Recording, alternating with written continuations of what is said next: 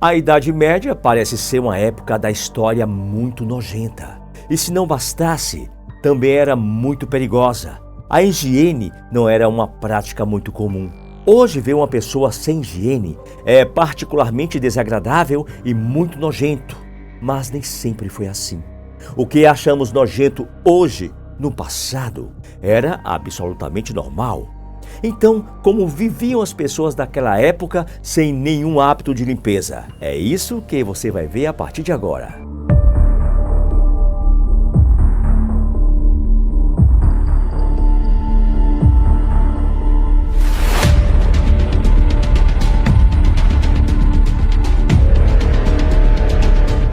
Olá, eu sou Eutimo Carvalho e você está no canal Mistérios do Mundo. Hoje você vai conhecer alguns costumes nojentos da Idade Média. Não era por acaso que a Idade Média ficou conhecida como a Idade das Trevas. Muitas coisas bizarras aconteciam nessa época.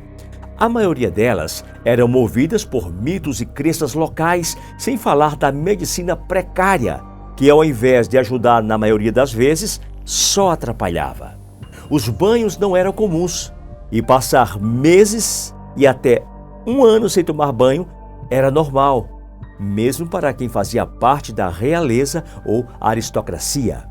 A higiene pessoal não era muito importante, não só pela falta de conhecimento da população, mas por conta da medicina daquela época, que tinha uma ideia grotesca sobre a limpeza. Banhos quentes, nem pensar. Para eles, enfraqueciam os órgãos, então, caso alguém tivesse um ferimento, não lavavam com água, pois achavam que atrapalhava o processo de cicatrização e que se a pele fosse lavada, ficaria mais frágil e a consequência disso seria a entrada de novas doenças. Sem falar que os banhos poderiam tirar a proteção do corpo e mudar a cor da pele, e isso não era bom.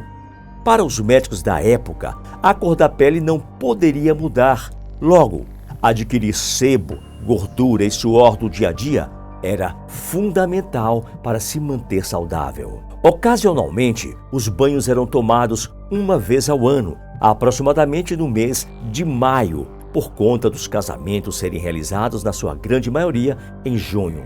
Sem falar que a igreja considerava o banho um pecado de vaidade e recomendava, no máximo, só 2 banhos durante todo o ano. Ter um banheiro dentro de casa naquela época era coisa rara.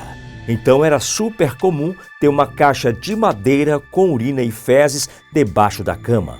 E quando existia banheiro, costumava ficar do lado de fora da casa. Como as cidades e vilas não tinham sistema de esgoto, logo, fazer suas necessidades fisiológicas numa caixa de madeira era normal. Para se livrar da caixinha de fezes, jogavam tudo pela janela, fazendo com que as ruas ficassem com um cheiro insuportável. Imagina só como era desagradável andar por aquelas ruas na época. Ao contrário do que pensam, na Idade Média, eles tinham uma cultura de reciclagem, mas muito longe da que vemos hoje. Na verdade, existia um grupo de recicladores de fezes humanas. É verdade, esses grupos adoravam coletar fezes em banheiros e até mesmo em fossas. Essa prática nojenta rendia alguns trocados, e as fezes eram vendidas para cultivadores ou produtores agrícolas. Esses utilizavam como adubo para ajudar suas plantações crescerem mais rapidamente. Sem falar que alguns tintureiros que faziam tapetes ou vendedores de peles mantinham a urina em grandes recipientes que mais tarde era usado para branquear tecidos e lavar peles. Realmente usavam tudo que saía deles e o que sobrava muitas vezes era descartado na rua. Simples assim. Independente do problema, o tratamento dentário era arrancá-lo. Isso era um costume tão natural que qualquer problema que você tivesse no seu dente, os dentistas da época não hesitariam em arrancá-lo. Até porque as pessoas naquela época deixavam os dentes chegarem ao estado que os dentistas já não tinham outra solução. Com condições de higiene precária, cuidar dos dentes não era uma prioridade. Então, Qualquer barbeiro ou açougueiro que tivesse uma noção de arrancar dentes poderia fazê-lo. Afinal, só precisava de um alicate enferrujado e força nos bíceps para fazer o serviço. Vejam só, esqueça a anestesia.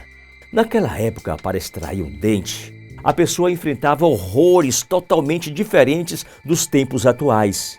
Um trabalho tanto nojento, mas extremamente cobiçado naquela época, era ser limpador do rei.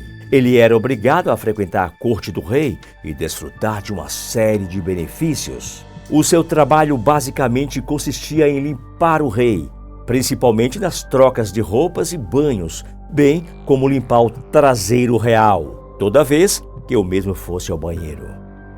Parece que naquela época, sangrar era a solução para todos os problemas. Então a sangria era uma prática muito comum. A técnica era fazer um corte no corpo do doente e deixar sangrar por algum tempo. Toda dor e enfermidade era resolvida, pois o sangue supostamente ruim sairia e levaria tudo embora. Atualmente temos uma técnica muito comum, a sangria terapêutica, que serve para moderar o aumento da viscosidade sanguínea nas eritrocitoses e reduzir os níveis de ferro nas situações em que há acúmulo de ferro hereditário. Se você sonhava em viver na Idade Média em Londres, fazendo parte da aristocracia com perucas elegantes e leques bonitos, talvez queira mudar logo de sonho. O problema era o mau cheiro debaixo das perucas e roupas daquela época. Eles usavam leques para disfarçar o odor, mas só a realeza tinham servos para abanar, não só para diminuir o mau cheiro, mas para dissipar os insetos atraídos por ele. A solução era comprar perfumes caríssimos. Assim, minimizavam o mau cheiro das perucas e roupas majestosas. Porém, só a classe alta comprava, já que banhos eram raros naquela época. No entanto, os problemas não terminavam por aí. As perucas, além de atrair beleza para quem usava, servia também de aparador de piolhos. Eram ótimos criadores de piolhos e lêndias. A coisa era tão nojenta com o uso das perucas que, na sua grande maioria, precisavam de uma lavagem, fervura e um banho de perfumes com frequência, pois era comum os piolhos saltarem para os pratos de comida. Se você acha nojento um fio de cabelo na comida, imagine só um piolho andando nela. Era bonito parecer morto. Os padrões de beleza naquela época levavam as pessoas a usarem misturas para embranquecer a pele e ficar bem pálidos. Portanto, quanto mais pálido você fosse, mais bonito você seria considerado. O problema é que boa parte dessas misturas para embranquecer a pele não tinham só pó de arroz. Muitas delas continham substâncias tóxicas que, com o passar do tempo, acabava matando o usuário. Essa aparência pálida era uma forma da burguesia mostrar à sociedade que eles não faziam trabalho algum. Ou seja, os brancos quase mortos eram de famílias ricas e não precisavam trabalhar. Esqueça tudo o que você sabe sobre absorventes femininos e não reclame mais deles a partir de hoje. Na Idade Média, simplesmente a criatividade das mulheres era incrível, juntamente com a necessidade. Uma solução encontrada para os períodos menstruais das mulheres era usar o absorvente de musgo.